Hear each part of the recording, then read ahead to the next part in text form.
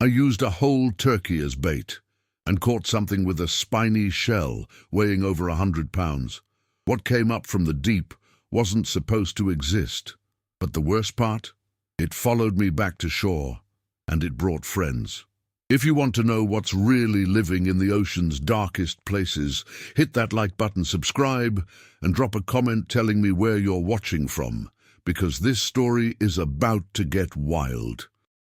The sun hadn't even cracked the horizon when I pulled into the marina parking lot, my truck bed loaded with something that would make every seasoned fisherman in Port Michael's question my sanity.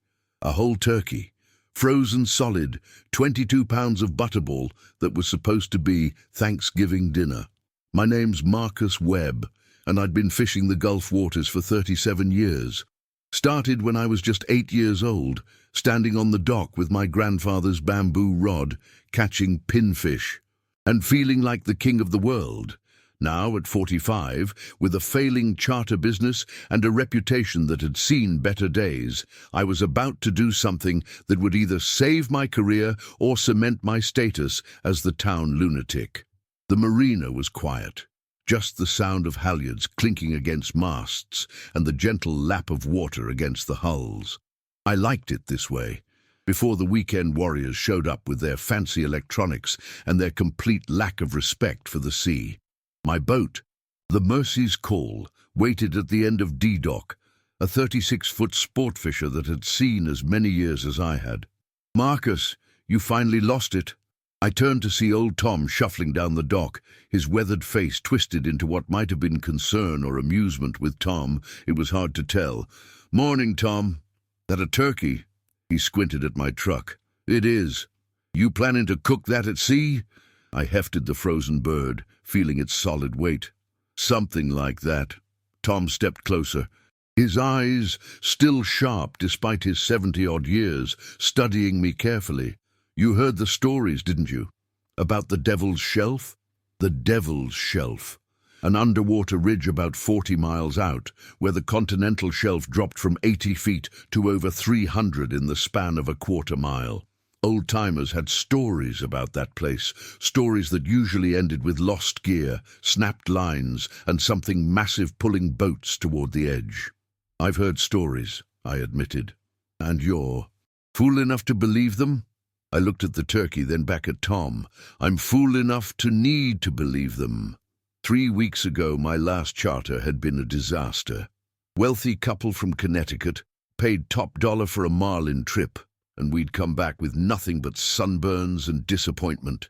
The negative review on every fishing forum and travel site had been brutal. Captain Webb seemed distracted and unprepared. Waste of money. After that, the bookings had stopped. Just stopped. Then came the whispers. Late one night at Salty's bar, a commercial fisherman named Rodriguez had told me about something his crew pulled up in their net last month. Something they weren't supposed to catch. He wouldn't describe it fully, kept saying it was wrong. But he mentioned it had a shell-like armor, was bigger than a man, and they'd cut it loose before anyone could get a good look. He also mentioned they'd been fishing the Devil's Shelf. "You remember what your grandfather used to say?" Tom's voice pulled me back. "About respecting the deep. He said the sea keeps her secrets for a reason." Smart man. Tom turned to leave, then paused. "Why a turkey, Marcus?" I'd been asking myself the same question. Maybe because it was the biggest single piece of bait I could think of. Maybe because I needed something that would sink deep and stay put. Maybe because I was just desperate enough to try anything. "Because the big ones are hungry," I said. Tom chuckled, a dry, rattling sound. "The big ones are always hungry. Question is, hungry for what?" I loaded my gear onto the Mercy's Call as the sky began to lighten, that deep purple giving way to orange and pink. The turkey went into a bait cooler. I'd done my research over the past week, reading everything I could find about deep-sea fishing, unusual catches, and the ecosystem around the Devil's Shelf. The ridge was known for grouper, snapper, amberjack, the usual suspects. But there were gaps in the scientific literature, areas where the depths simply hadn't been properly explored. My plan was simple, if insane. I'd set up a deep water rig, something strong enough to handle a marlin or a large shark. Then I'd attach the entire turkey, defrosted now, starting to get flexible in the morning heat, and drop it to the bottom near the shelf edge. If there was something down there, something big and unusual, maybe this would be weird enough to attract it. "You're actually doing this." I jumped, nearly dropping the fishing line. I was rigging. Sarah Mendoza stood on the dock, her camera bag over her shoulder. Sarah was a marine biology graduate student from the university, studying unusual fish populations in the Gulf. We'd met last year when she'd chartered the Mercy's Call for a research trip. "Sarah, what are you doing here this early?" "I could ask you the same thing." She eyed my setup. "Marcus, is that a turkey? Why does everyone keep asking me that?" "Because it's insane." But she was smiling. "Where are you?" "Heading." I hesitated. Sarah was smart, scientifically minded. She'd either talk me out of this or the devil's shelf. Her expression changed, the smile fading into something more serious. "You heard about the Rodriguez catch. You know about that?"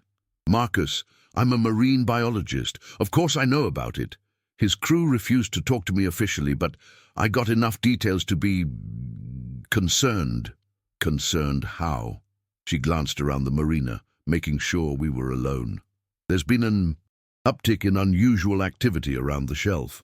Strange readings on depth sounders, commercial fishermen losing expensive gear, and 3 separate reports of something big, really big, showing up on fish finders and then vanishing. The university's interested, but they won't fund an expedition based on fishermen's stories." An idea formed. "Come with me." "What?" "Come with me. If I catch something unusual, you document it.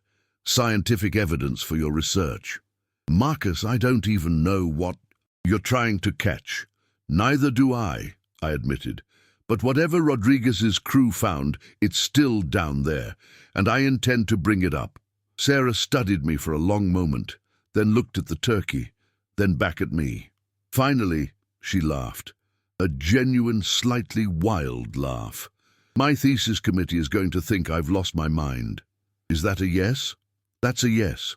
But I'm recording everything, and if this turns into a disaster, I'm writing a paper about the dangerous psychology of desperate fishermen." Fair enough. We loaded her gear, cameras, sample containers, measuring equipment, and cast off as the sun broke free of the horizon. The Mercy's Call's engines rumbled to life, that familiar diesel growl that had been the soundtrack to most of my adult life. As we motored out of the marina and into open water, I couldn't shake the feeling that I was crossing more than just physical distance. The waters of the Gulf were calm, that glassy quality that made it look almost friendly. But I'd seen the Gulf go from serene to savage in minutes. Respect was survival out here. "So tell me," Sarah said, setting up her camera equipment, "what exactly are you hoping to catch with a whole turkey?" I thought about the question as I steered us toward deeper water, the coastline slowly shrinking behind us. "Something that shouldn't exist," I finally said, "or something that exists in the gaps, the places we don't look. Cryptozoology isn't exactly my field. Not cryptozoology, just something we haven't documented yet. You ever wonder what's really down there, Sarah? I mean really down there, in the places too deep for casual fishing, too remote for regular study?" She was quiet for a moment. "Every day. The ocean is the largest unexplored space on Earth. We've mapped more of Mars than we have of our own ocean floor. 40 miles. That's how far we traveled, the GPS counting down the distance as we pushed further from shore. The water changed colors as the depth increased, from green to deep blue, then to something almost black in the distance where the shelf dropped away. Other boats were rare this far out, and by the time we reached my destination, we were alone on the water. The depth finder showed 78 feet. Perfect. "This is it," I announced, cutting the engines. "The Devil's Shelf is about a quarter-mile ahead, where it drops to 300 feet. But here, right on the edge, this is where things come up to feed." I'd prepared the turkey. While we traveled, gutted it, stuffed it with chunks of mackerel and squid to add scent, then wrapped it in mesh to keep it together, but allow the scent to disperse. The whole thing weighed close to 30 pounds now, loaded with fish oil and blood. "That," Sarah said, filming the preparation, "is the most bizarre bait I've ever seen." "Good, because I'm fishing for the most bizarre catch." I attached the turkey to a commercial-grade rig, 300-pound test line, a heavy sinker, and a hook arrangement that ran through the bird's body cavity. If something took this bait, I wanted to make sure it was hooked properly. "Marcus," Sarah's voice had an edge to it, "look at the depth finder." I glanced at the screen. The steady line showing the bottom had changed. There were marks, lots of them, appearing and disappearing in the deep water. Not random scatter. These were organized, moving. "School of fish," I suggested. "Maybe. But look at the size of those returns." She was right. The marks were too large, too distinct, and they were rising. "Get ready to film," I said, my heart rate picking up. "Something's down there, and it knows we're here." I lowered the turkey over the side, watching the line unspool from the reel. 30 feet, 50 feet, 70 feet. The weight hit bottom, and I engaged the reel's brake, setting the drag just loose enough to give if something pulled. For 5 minutes, nothing happened. The boat rocked gently, the sun climbed higher, and Sarah kept her camera, trained on the water around us. I was beginning to think this whole plan was as crazy as everyone said when the rod bent. Not a nibble, not a gentle pull. The rod bent nearly in half, and the reel screamed as line ripped out at an impossible speed. "Holy!" I grabbed the rod, bracing against the fighting chair. "Sarah, get this!" She was already filming, her camera focused on the rod and the line disappearing into the dark water. "What is it?" "I don't know." The fish, if it was a fish, was running, deep and fast, taking line at a pace that suggested something huge. Must be 200 pounds, maybe more. But then it stopped. Just stopped. The line went slack for a heartbeat, and I reeled frantically, trying to maintain tension. That's when it changed direction, pulling not out or down, but up and toward the boat. "It's coming up!" I shouted. "Sarah, move back!" The water around the boat began to churn, dark shapes moving beneath the surface. The line was vibrating, making a humming sound I'd never heard before, and then, about 20 feet down, I saw it, a shell. Massive, covered in spines and ridges, moving through the water with surprising speed. But it wasn't like any turtle I'd ever seen. The shell was too angular, too armored, and the spines were too long, some of them easily a foot in length. "What is that?" Sarah whispered, her camera capturing everything. The creature circled the boat once, twice, and I got a better look. The shell had to be 4 feet across, maybe more, and it was moving with powerful somethings beneath it, not flippers, legs, tentacles. I couldn't tell in the murky water. Then it dove again, and the line went taut with renewed force. The rod bent so far I thought it would snap. The reel's drag was screaming, and I was losing line fast, 100 yards gone, then 200. "I can't hold it!" I yelled. "Sarah, help me!" She secured her camera and grabbed the rod with me.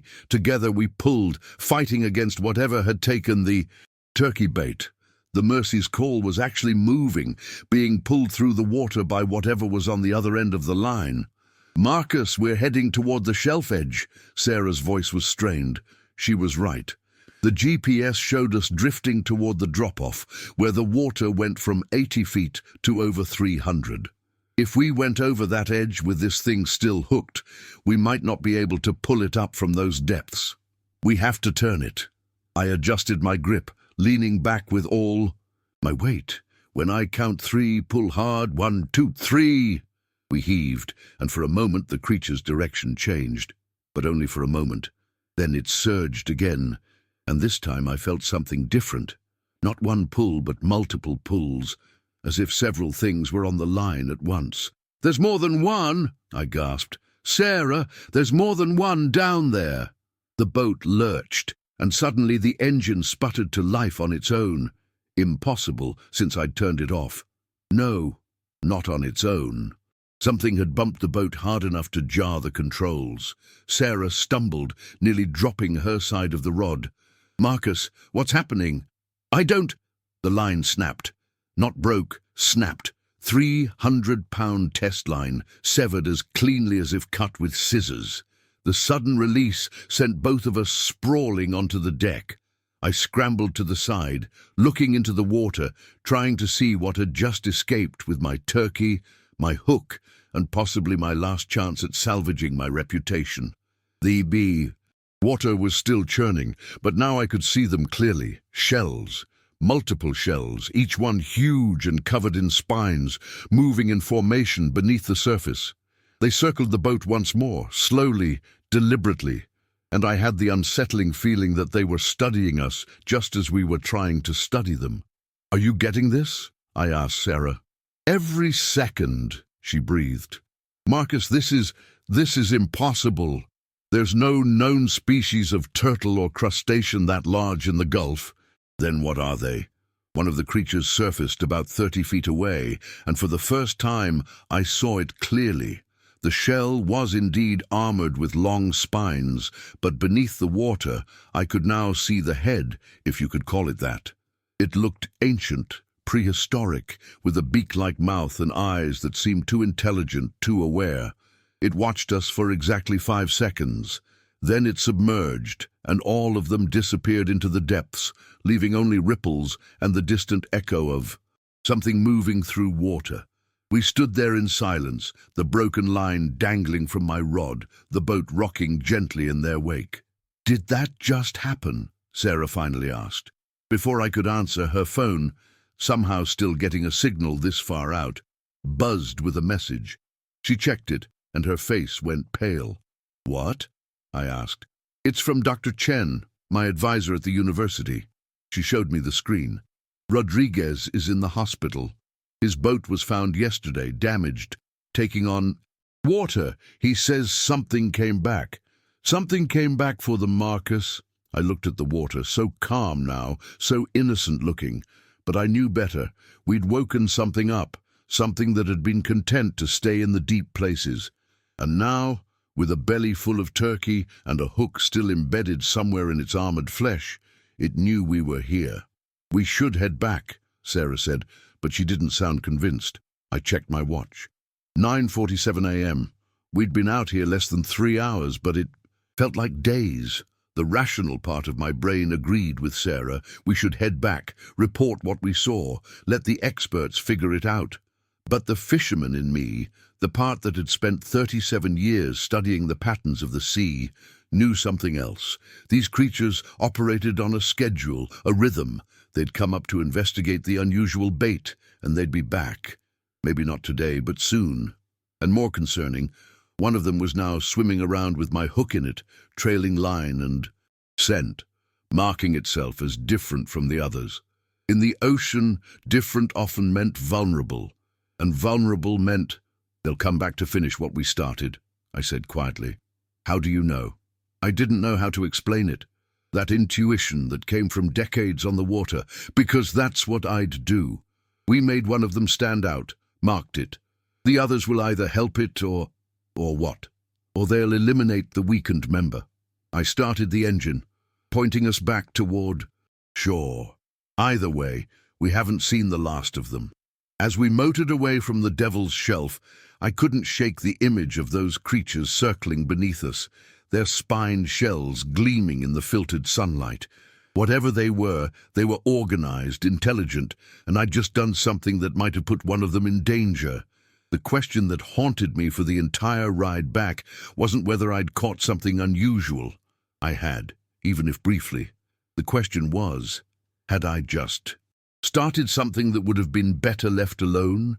And why, as I looked back at the dark water one last time, did I see a single shell surface briefly before submerging again, as if one of them had stayed behind to watch us leave? The marina was bustling when we returned, the weekend crowd arriving with their coolers and optimism. I docked the Mercy's call with mechanical precision, my mind still replaying those 5 seconds when the creature had surfaced and looked at us. Really looked at. Us. Marcus, we need to talk about what happens next. Sarah was organizing her equipment, her hands shaking slightly, adrenaline wearing off. That footage, it's going to change everything. Let's see it first. We gathered in the cabin and Sarah pulled out her camera, connecting it to her laptop. As the footage played, I felt my stomach tighten. The shots were clear, too clear. The creatures circling the boat, their shells catching the light, those impossible spines. The way they moved in. Formation, the intelligence in that one's eyes when it surfaced. This is publication worthy, Sarah said, her voice a mix of excitement and fear. This could be a completely undocumented species. Maybe a surviving lineage of something we thought went extinct millions of years ago. Or something that evolved in the deep water, something we just never found before. Either way, Marcus, we have to report this. The scientific community needs to... Her phone rang. Dr. Chen again. She answered, putting it on speaker. Sarah, where have you been? The man's voice was tight with urgency. I've been trying to reach you for hours. I was out on the water, Dr. Chen. I actually have something incredible to show you. Listen to me carefully. Rodriguez didn't just have an accident. His boat was attacked. Silence in the cabin. I watched Sarah's face drain of color. Attacked? She asked. By what? He won't say. He keeps talking about shells and spines, about something following him back. From the shelf. The Coast Guard thinks he had a psychological break, maybe nitrogen narcosis from a deep dive, but Sarah, the damage to his boat wasn't from running aground or hitting debris. It was from below. Something rammed his hull repeatedly, with enough force to crack fiberglass. I found myself checking the Mercy's Call's hull through the cabin window, suddenly paranoid. Dr. Chen, Sarah said carefully, I was just out at the Devil's Shelf with Captain Webb. We documented something. You what? His voice rose. Sarah, Rodriguez specifically warned the Coast Guard to stay away from that area. He said there was a nest or a colony or... He wasn't clear, but he was adamant that no one should go back there. Too late, I muttered. Who was that? Dr. Chen demanded. Captain Marcus Webb. He's the one who caught one of them, or almost caught it. The silence on the other end was heavy. When Dr. Chen spoke again, his voice had changed, become more clinical. Describe what you saw. Everything. We spent the next 20 minutes describing the encounter, the turkey bait, the massive pull on the line, the multiple creatures circling the boat, the one that surfaced. Dr. Chen listened without interrupting, and I could hear him typing rapidly in the background. Send me the footage, he finally said. All of it. And both of you need to come to the university immediately. We need to analyze this before anyone else sees it. Before anyone else sees it? Sarah repeated. Dr. Chen, this is a major discovery. It's also potentially dangerous. If these creatures are territorial and you've now invaded their space, hooked one of them, and left it marked with your line, Sarah, predatory species can be vengeful. And if these things are intelligent enough to work in groups, they might be intelligent enough to track. Track what? I asked. Us? Your boat, Captain Webb. You said the line snapped. Was it attached to the boat? I thought about it. The line had been on my reel, which was mounted to the fighting chair, which was bolted to the deck. Yes. Then they know what your boat looks like, sounds like, maybe even smells like. If they're territorial and feel threatened, they might... A loud thump against the hull cut him off. All of us froze. Another thump, harder this time, rocking the boat. What was that? Dr. Chen's voice came through the speaker, tinny and distant. I moved to the cabin door, opening it slowly. The marina around us was still busy. People loading and unloading boats, laughing, enjoying the morning sun. Everything looked normal, but my boat was rocking, gentle waves lapping against it, in a rhythm that didn't match the water around us. Sarah, stay in the cabin, I said quietly. Marcus, stay in the cabin. I stepped onto the deck, scanning the water around the boat. The marina was only about 12 feet deep here, clear enough to see the bottom, except I couldn't see the bottom. Something large and dark was moving beneath the Mercy's Call, circling slowly. Marcus? Sarah was at the cabin door, camera in hand despite my warning. "Is it? Get back! Inside!" I grabbed a gaff hook from its mount, gripping it tightly. Not that it would do much good against something the size of a small car, but it made me feel slightly less helpless. The shape beneath the boat completed another circle, then stopped, directly under the spot where I'd lowered the turkey bait. For 10 seconds, nothing happened. Then the boat rocked violently, lifting slightly on one side before settling back. It had nudged us, deliberately, a test, a warning. "Old Tom!" I shouted toward the dock. "Tom, you seeing this?" The old man was standing at the end of the dock, his face grave. "Seeing it. Marcus, get off that boat now. I can't just abandon the Mercy's call. Marcus, it's not alone." I looked at the water around the marina and felt my blood run cold. There were more shapes, multiple dark masses moving through the water, heading toward my slip. Not rushing, not attacking, just converging slowly and deliberately on my boat. "Sarah, we're leaving. Grab your stuff, quickly." She didn't argue, gathering her laptop and camera equipment in record time. I grabbed my most essential gear, my grandfather's lucky compass, the boat's registration papers, my backup GPS unit. Everything else would have to stay. We hurried onto the dock, and I stood there watching as the shapes circled the Mercy's call. There were at least 5 in them, maybe more, their spine shells occasionally breaking the surface just enough to create ripples. A small crowd had gathered now, other boaters and marina staff watching in confused silence. Someone called the harbour master. Someone else was filming on their phone. "What are they?" a tourist asked, his voice loud in the sudden quiet. "I don't know," I lied. But I did know. They'd followed us back. Somehow, across 40 miles of open ocean, they'd tracked the Mercy's call back to the marina. And now they were here, in shallow water, surrounded by dozens of other boats and hundreds of people.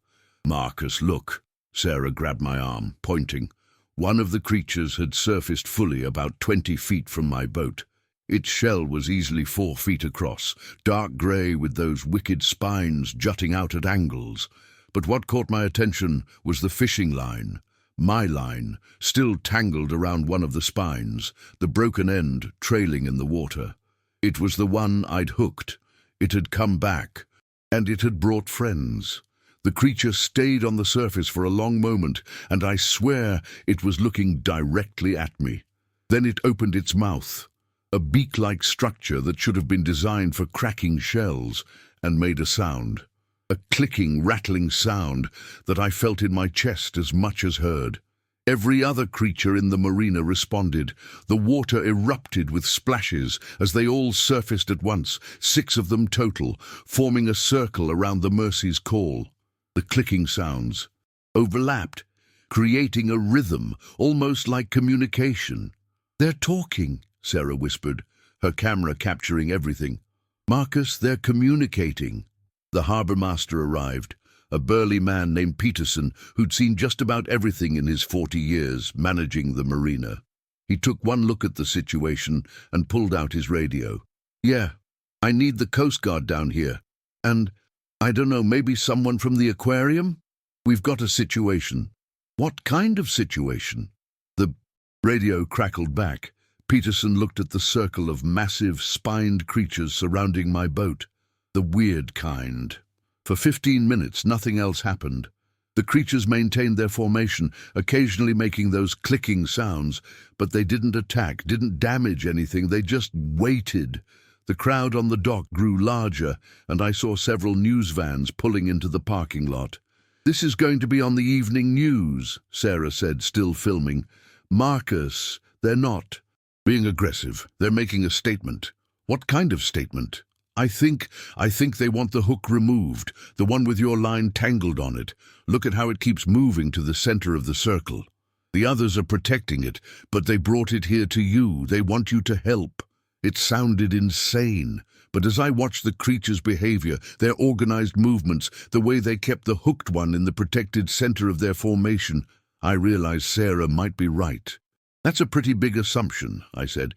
You got a better explanation for why 6 massive, potentially dangerous creatures followed your boat 40 miles to a populated marina and are now just floating there.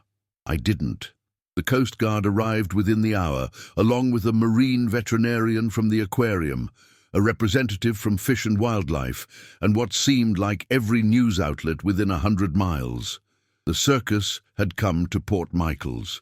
Captain Webb, the Fish and Wildlife. Agent, a woman named Torres, approached me with a clipboard and an expression that suggested she'd been hoping for a quieter Friday. I understand these creatures were attracted to your boat? That's one way of putting it. Can you explain what happened? From the beginning. I told her the story, the turkey bait, the devil's shelf, the hook breaking off in one of them. She listened with increasing incredulity, making notes that I suspected would later be used to question my mental state. So, you used a whole turkey as bait, she said slowly, for a species of... What exactly? What were you fishing for, Captain? Something big. That's not a species. It is when you don't know what species you're actually looking for. She rubbed her temples. This is going to require so much paperwork. The marine vet, Dr. Lisa Park, was more focused on the creatures themselves. She'd brought underwater cameras and was currently reviewing footage from the marina's underwater security camera, which had captured the creature's arrival. These are extraordinary, she murmured, more to herself than anyone else. The shell structure alone, and those spines are like nothing I've seen. Are you certain you encountered these at the Devil's Shelf? Completely certain. That depth range, it makes sense, actually. The shelf ecosystem is unique, relatively unexplored, but for something this large to have remained undocumented, she shook her head. Captain Webb, I'm going to need to examine that one with the fishing gear attached to it.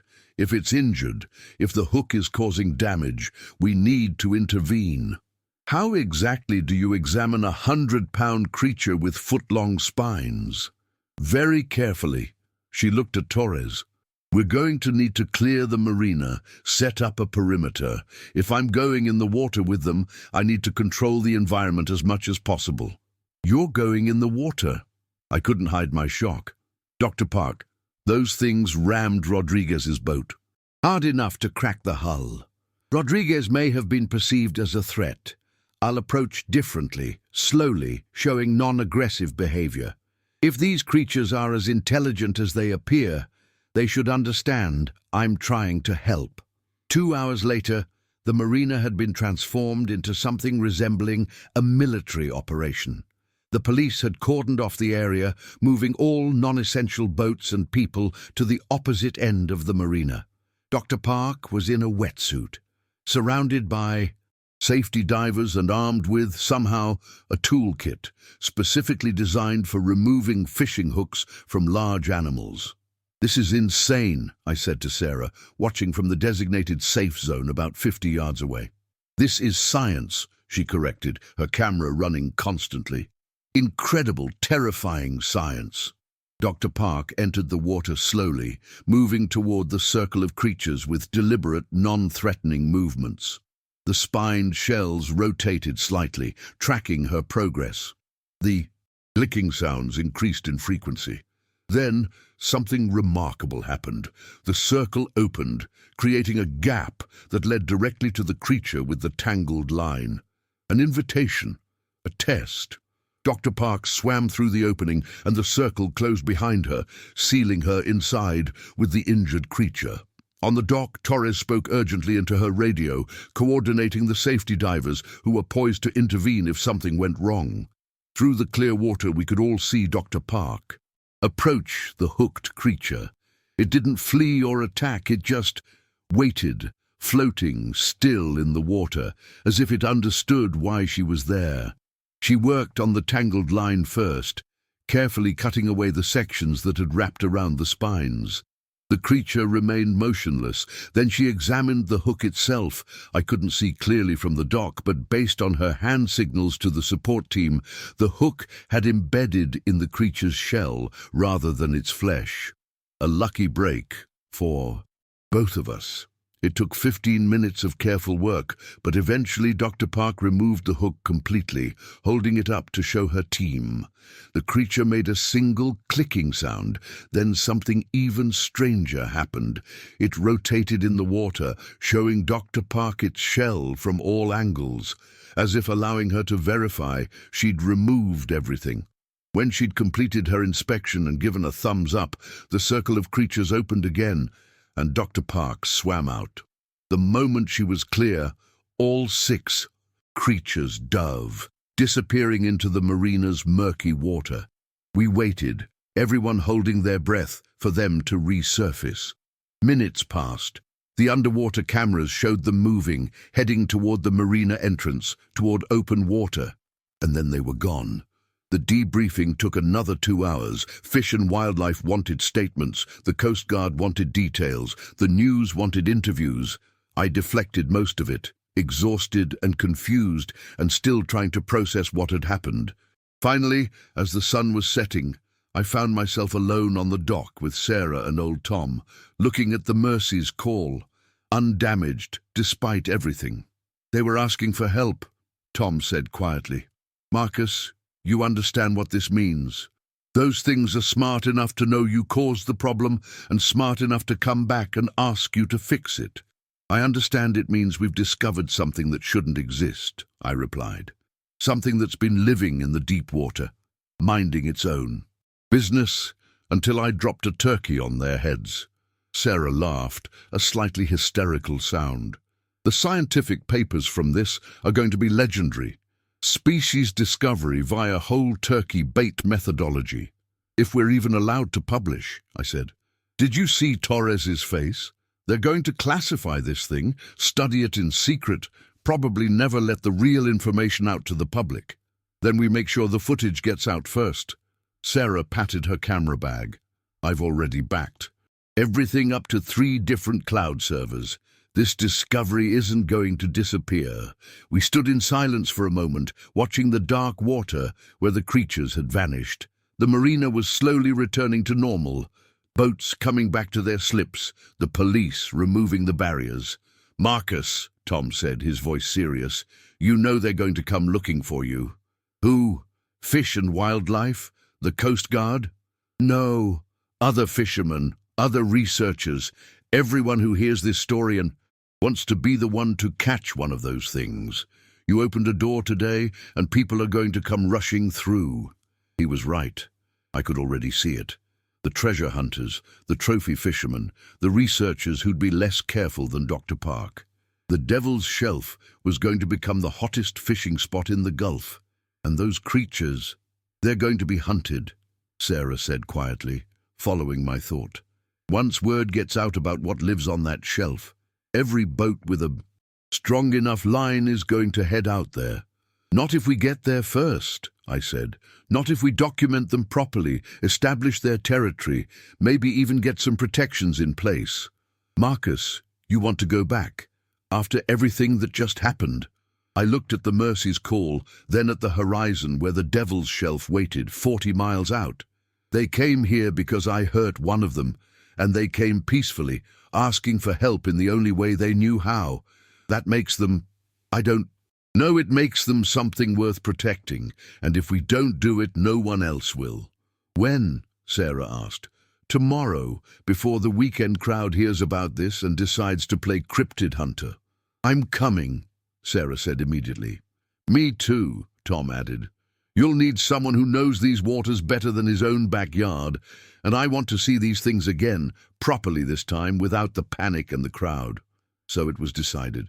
Tomorrow we'd return to the Devil's Shelf, not to hunt, but to understand, to document, to protect. What we didn't know, couldn't have known, was that the creatures had already made their own decision about us. And when we arrived at the shelf the next morning, we'd discover that everything we thought we understood about the ocean, about the deep places where strange things lived, was about to be challenged in ways we couldn't imagine. Because the creatures with the spine shells weren't the only things living in the deep water of the Devil's Shelf. They were just the guardians, and we'd been invited past the gates, Or perhaps we'd been warned to never come back. I guess we'd find out tomorrow which interpretation was correct. As I locked up the Mercy's call that night, I noticed something on the deck near where the turkey bait had been prepared. A single spine, about 8 inches long, sharp as a knife and gleaming in the dock lights. It hadn't been there that morning. The creatures had left us a gift, or a warning. I picked it up, carefully feeling its weight, running my thumb along its edge. Tomorrow would reveal which it was.